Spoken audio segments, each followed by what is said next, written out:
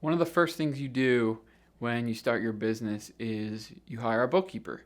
You need to understand the financials in your business, where money is coming in, going out. So you hire a bookkeeper, and that makes a ton of sense. That's very important to have that. And this video is not about replacing that person. This video is about the signs that your business needs more than a bookkeeper. And I think that's a discussion that we've had with a lot of different business owners. And I think some people have a hard time understanding when it's time to look for something like that.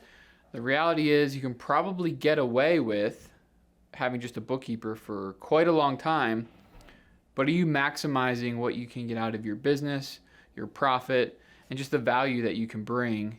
And so we came up with 6 signs that you need a little bit more than a bookkeeper. So we're going to go through those now. The first one is pretty obvious, but it's that your accounting is becoming more complex.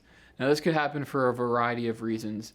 Maybe you're adding more entities, you're buying more entities, and more things are going on from that standpoint. You need to consolidate up or something along those lines. Maybe you're starting to do job costing or job tracking. Maybe you're looking at different KPIs and seeing where your business is trending from that standpoint.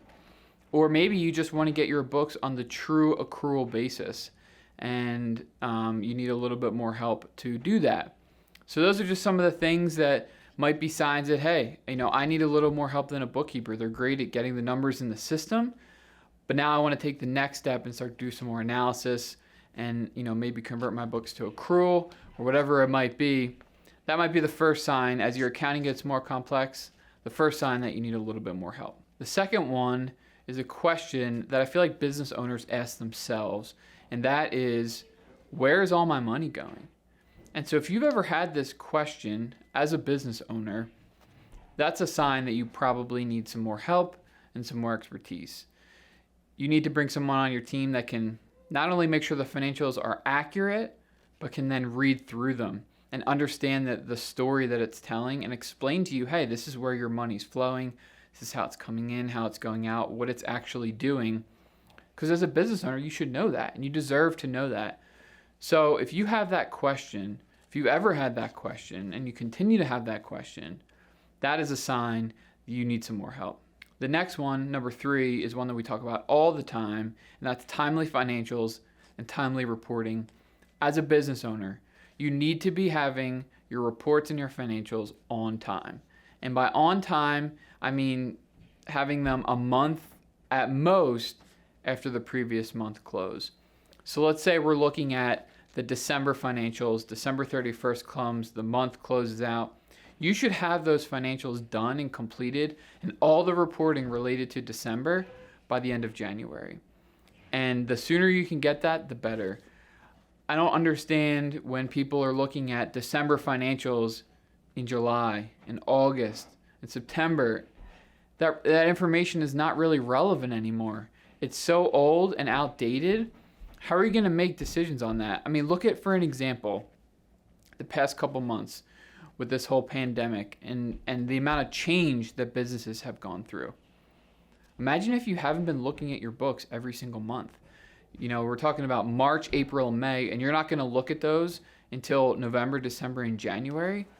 It might be too late.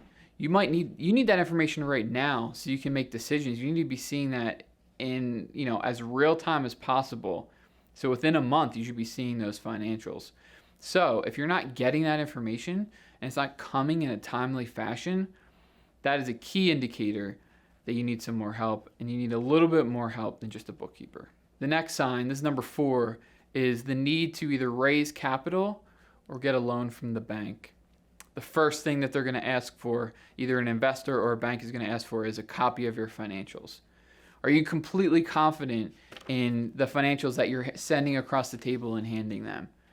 Because if you're not, that's going to be a problem, because they're going to dive through it, they're going to ask questions, and they're going to know very quickly that your numbers probably aren't correct. On the flip side of things, these third parties that are looking at it, the banks and the investors, they want to have confidence in the numbers that you're giving them. They need to know that what they're looking at is right. And if they don't, there's a good chance you're not going to get that loan. that investor's not going to invest in your business. However, on the flip side, if you have a good team in place and they see that and they see the controls that you have, they're going to be much more willing to give you a loan to invest in your business, knowing that they can have full confidence in the numbers that are being reported. Number 5 is a plan to sell your business in the future, or at least maximize the value of your business. This is one that most business owners would agree that at some point they're going to try to sell their business or pass it down or do something, and they want to maximize that asset. One of the things that I see that makes deals fall apart and things fall apart very quickly is financials that are a mess. Typically, a buyer will really be hesitant to buy a business if things aren't in order and they don't have a team in place that's looking at it. Or if they do end up buying it, they're probably going to get it at a huge discount because they have no faith in the numbers that are being reported. So if you want to maximize the value of your business, whether you go to sell or transfer it down to someone else, you need to have a good team in place. You need to have a little bit more than a bookkeeper guiding you through that, and someone that knows what is going to maximize that value so that when the day comes, that it can be a happy day, a joyous day, when you have the biggest asset that you possibly could have.